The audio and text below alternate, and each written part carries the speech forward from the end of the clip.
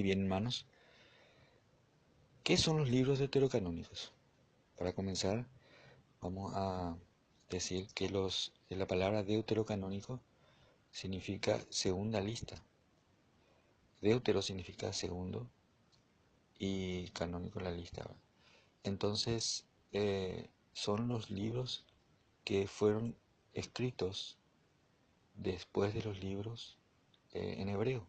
En el Antiguo Testamento fueron escritos en hebreo muchos de los libros, los primeros libros de la Biblia, y hay unos libros que se escribieron en griego. Estos libros se escribieron la mayoría en griego y que formaban parte de los libros inspirados que los israelitas leían como palabra de Dios.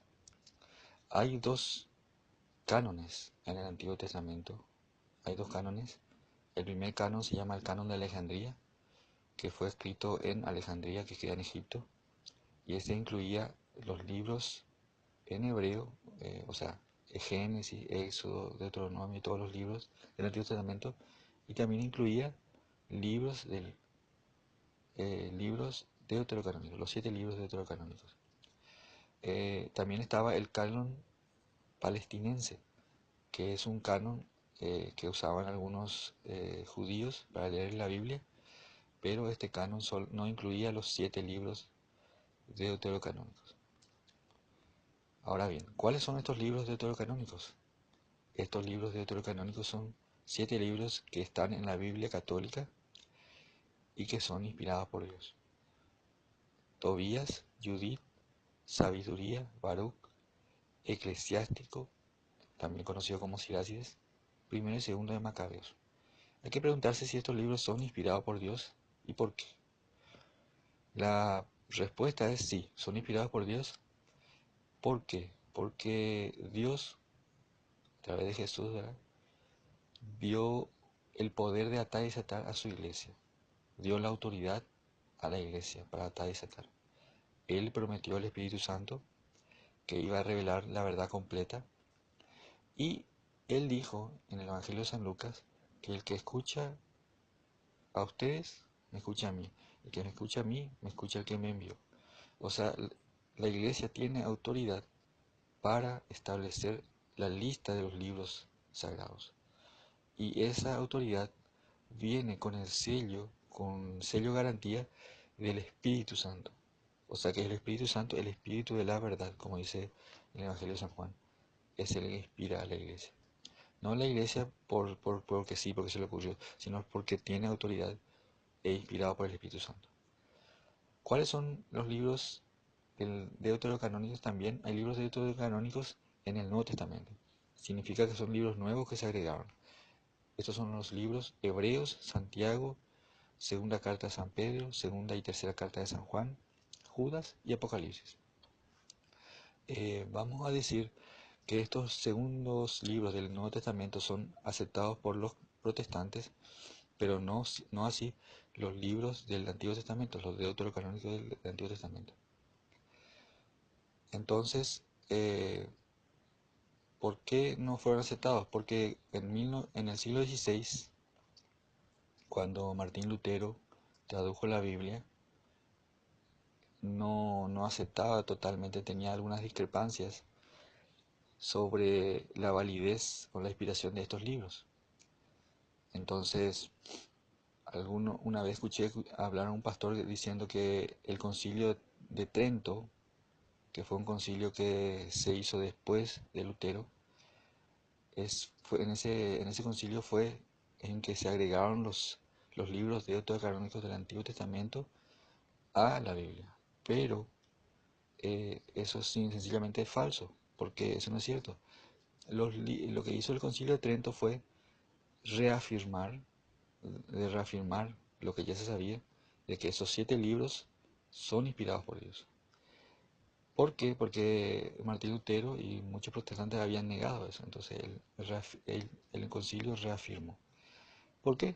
Porque en el concilio de Cartago y de Hipona ya se establecieron cuáles son los libros sagrados. O sea, más de 1000 años antes de que Martín Lutero negara eso, ya se establecieron. No es cierto que ahí en el Concilio de Trento recién se establecieron eh, esos 7 libros, ya existían 1000 años antes. Y eso se puede corroborar fácilmente leyendo cualquier libro de historia. Ahora bien, ¿cómo se puede saber que si esos libros son inspirados? Esos 7 libros. Bueno, Martín Lutero rechazó esos 7 libros, el Antiguo Testamento y también el Nuevo, aunque no los quitó de la Biblia. Eso hay que decirlo. Sin embargo, tenía una especie de rechazo hacia esos libros. Por ejemplo, decía a los libros deuterocanónicos del Nuevo Testamento, carta de paja. ¿Por qué? Porque muchos de estos libros enseñaban cosas contrarias a lo que él creía. Por ejemplo, en el Evangelio, digo, en el libro en la carta de Santiago, que es un libro deuterocanónico del Nuevo Testamento, dice que la fe sin obras está muerta. Y Martín Lutero enseñaba que solo la fe salva. Entonces ese libro no le gustaba a él, no le, no le caía en gracia, y entonces le llamó libro de paja. También rechazó muchas otras cosas. Por ejemplo, eh, el libro de los Macabeos dice, por ejemplo, que hay hay que rezar por los difuntos. Y entonces él no aceptaba eso, entonces tenía un problema con esos libros. Vamos a ver si los primeros cristianos utilizaban en los libros deuterocanónicos, o sea, si utilizaban la Biblia católica, así hablando rápidamente. Por ejemplo, ¿cómo se puede comprobar que los primeros cristianos utilizaban la Biblia católica? Muy fácil. Por ejemplo, podemos ver que San Clemente, que fue un papa, escribió una carta a los corintios o sea, hace como 1800 años. Fue uno de los primeros cristianos. Y él cita al libro de Sabiduría 12:12. También en el siglo I hay un escrito del siglo I que se llama Didache. En ese libro, la Didache cita a los libros deuterocanónicos, o sea, libros que están en la Biblia católica, pero no en la Biblia protestante. Y es una prueba de que ya esos libros estaban en la Biblia y que los primeros cristianos creían en eso. Por ejemplo, la Didache cita a Eclesiástico 4:31. ¿Qué dice Eclesiástico 4:31? No sea tu mano abierta para recibir y cerrada para dar. Pueden leer en sus Biblias, eso está en Eclesiástico 4:31. También cita Sabiduría 12:5. También San Policarpo, que murió mártir, fue uno de esos mártires que fue perseguido, matado, decapitado por los emperadores romanos, fue un santo. San Policarpo fue discípulo de San Juan. San Policarpo escribió una carta, entre muchas otras cartas, lo que se conserva todavía. Una de las cartas es Carta a los Filipenses. En esa carta cita muchas partes de la Escritura.